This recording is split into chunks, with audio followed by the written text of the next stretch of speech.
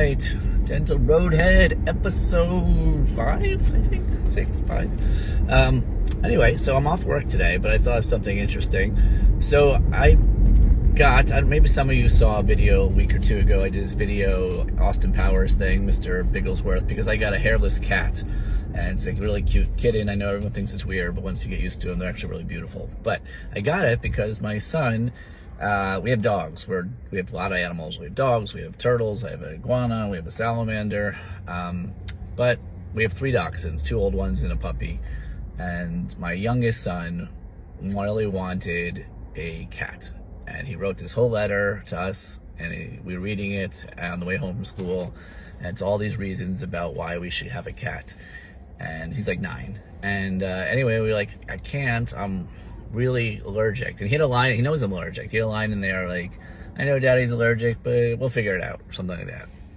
And we said, no, I'm like really allergic. Like, I can't have a cat. And then we left and got out of the car and go into the house. And he's like, where'd he go? He's still outside. And we go outside and he's bawling. He's like crying. Anyway, so we're like, hey, so we're telling our team about this at work. And one of my new assistants says, well, I have a hairless cat and I'm allergic, then it's fine. And we're like, really?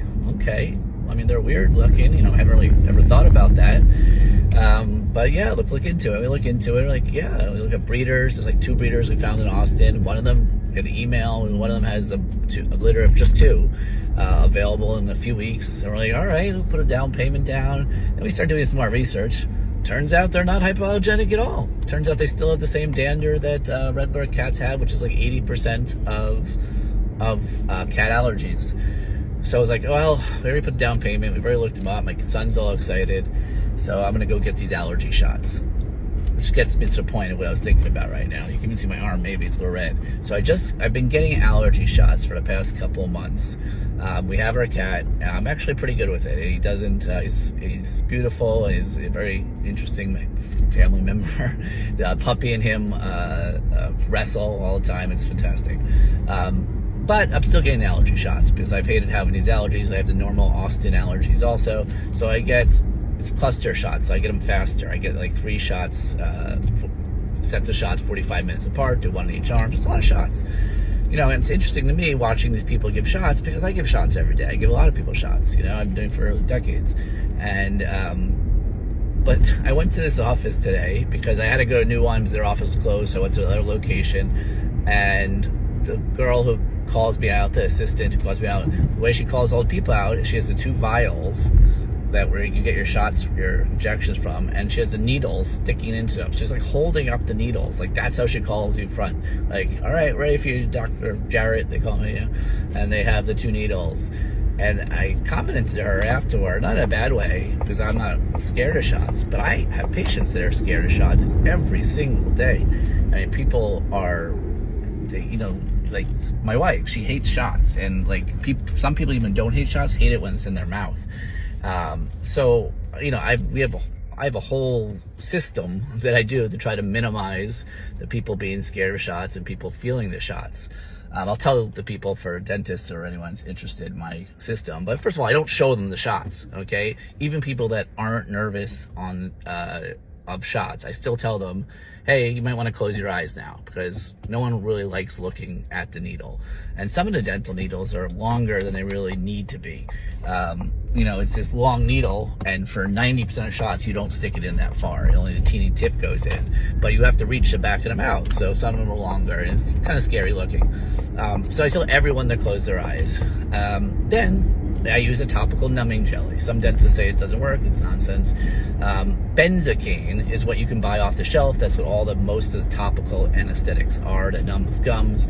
Can't do it on skin very well. It works very well on mucosa, which is what we have in the mouth, but it doesn't work very well on skin. It's not as permeable. But I use a compounded topical. So a compounded topical means made in a pharmacy that compounds. They mix several different anesthetics together. I'm not 100% sure which I think it's tetracaine, pilocaine, and something else, maybe lidocaine. But it's a mixture, and it's a jelly that goes on the gums, and it's very, very strong. It's way stronger than the benzocaine that most topical is off the shelf. Also, some there's a lot of pharmacies that do them. There's the ones in Texas that do them, but I get them from a special pharmacy in Tennessee because I've been using it for a decade, and it doesn't cause any problems. Some of these stronger ones can cause sloughing of the gums, which means kind of burns the gums, sort of. I've been using this one for a decade. I don't know why it's different than the others, but it's super strong, doesn't have any of that problem. So I use that. And then we dried tissue, of course, put it on there, and then we a special needle that's sharper. I've tried out the different needles. The sharper ones, it's weird, but sharper ones make sense, sort of. It's a little counterintuitive, are the better, more comfortable ones. Then I use, one of the things that hurts when you get a shot is the acidity of most anesthetics. So the anesthetic's more acidic than your body, so it burns when it goes in. So what I use is something called Prilocaine, which is a weaker anesthetic at first, but it is not acidic. It is neutral, so it doesn't burn when it goes in. It's usually not strong enough to do dental procedures with, but I put a little bit of that in first to numb the gums more. And then I go with the stronger stuff right after. So it's already even more numbed, so you don't feel the acidic one that goes in. And then last thing we do is we put the anesthetic in a warmer. So if it's the temperature change feels it also contributes some discomfort. So we put it in a warmer, so it's more body temperature when it goes in. So we do all these things, and most people, to be honest, is a range like anything. So I love it when people don't feel it at all, and that happens quite a bit. I mean, I hear it all the time. You gave me the shot already? I'm like, yeah, I gave you 4 shots, and they don't know they got any.